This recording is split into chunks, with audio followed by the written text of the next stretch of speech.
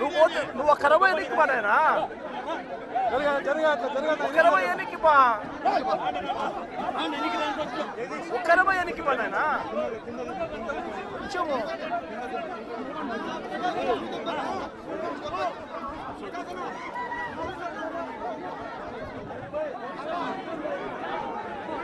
నేనా కూర్చోండి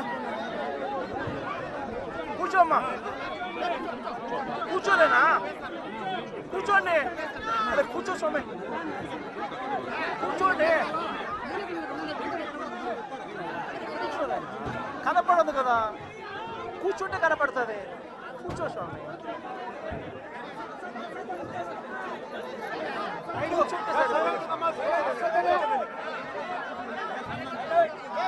సైలెంట్ ఉన్నాడా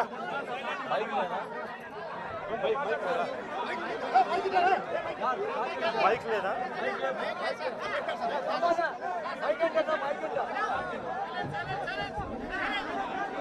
ఈరోజు రాజస్థాన్లో జరిగిన ఘటన ఈ ఇంటికి వచ్చి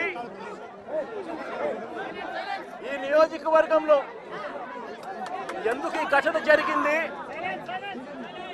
ఎందుకు రాష్ట్రంలో ఈ పరిస్థితులు ఉన్నాయి అన్నది నిజంగా ప్రతి ఒక్కరూ కూడా వాళ్ళ గుండెల మీద చేతులు వేసుకుని ఆలోచన చేయాల్సిన అవసరం ఎంతైనా ఉంది. ఎందుకంటే ఈరోజు నా పక్కనే లింగమయ్య అన్న భార్య ఉంది. తన భర్తను కోల్పోయి తన ఏం చేయాలో అర్థం కాని పరిస్థితిలో ఈరోజు లింగమయ్య అన్న భార్య నా పక్కన నిల్చొని ఉంది. అసలు ఈ ఘటన ఎందుకు జరిగింది, రాష్ట్రంలో ఉన్న పరిస్థితులు ఏమిటి, రాష్ట్రంలో ఇదే మాదిరిగా కొనసాగుతే పరిస్థితులు రాష్ట్రం పూర్వపు రోజుల్లో బీహారు గురించి మాట్లాడుకునే వాళ్ళం. ఈ రోజు ఉన్న రాష్ట్రంలో ఉన్న పరిస్థితులు చూస్తే ఈ బీహారు ఇటువంటి రాష్ట్రాలన్నీ ఎక్కడికో పోవాలి.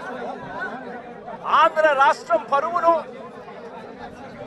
దేశంలో కన్నా కూడా రోడ్డును పడేసిన పరిస్థితులు ఈ రాష్ట్రంలో ఈ రోజు చంద్రబాబు నాయుడు గారి పరిపాలనలో కనిపిస్తా ఉన్నాయి.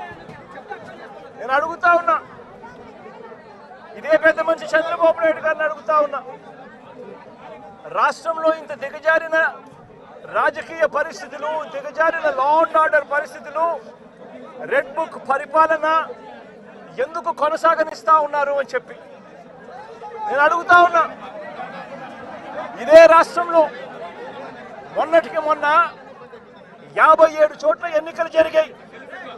ఈ 57 చోట్లకు జెడ్పీ చైర్మన్లు ఎన్నుకునే కార్యక్రమం కానీ, ఎంపీపీ వైస్ ఎంపీపీలను ఎన్నుకునే కార్యక్రమం కానీ, కోఆప్షన్ సభ్యులను ఎన్నుకునే కార్యక్రమాలు కానీ, ఉప సర్పంచ్ ఎన్నుకునే కార్యక్రమాలు కానీ, వీటి అన్నింటిలోనూ కూడా 57 చోట్ల రాష్ట్రంలో ఎన్నికలు జరిగితే 7 చోట్ల చంద్రబాబు నాయుడు గారికి వాతావరణం సరిగ్గా లేదు అని, తాను గెలిచే పరిస్థితి ఎక్కడా కూడా కనిపించడం లేదు అని, ప్రలోభాలు పెట్టడానికి ఇంకా సమయం కావాలి అని ఏకంగా 7 చోట్ల ఎన్నికలు చంద్రబాబు నాయుడు గారు పోస్ట్పోన్ చేయించారు.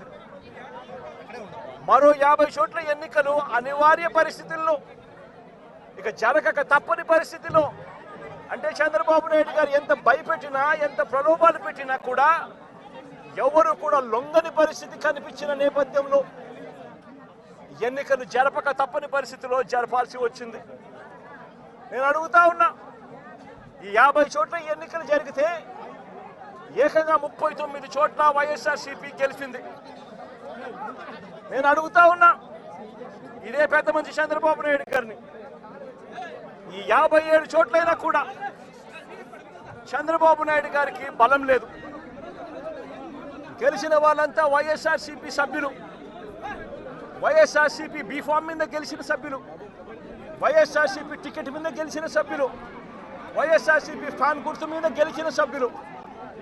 మరి ఇలాంటి చోట చంద్రబాబు నాయుడు గారికి బలం లేదని తెలిసి ఎందుకు చంద్రబాబు నాయుడు గారు హింసను ప్రోత్సహిస్తూ, ప్రలోభాలను ప్రోత్సహిస్తూ, భయపెట్టిస్తూ, పోలీసులను తన దగ్గర పనిచేసే వాచ్మెన్ల కన్నా హీనంగా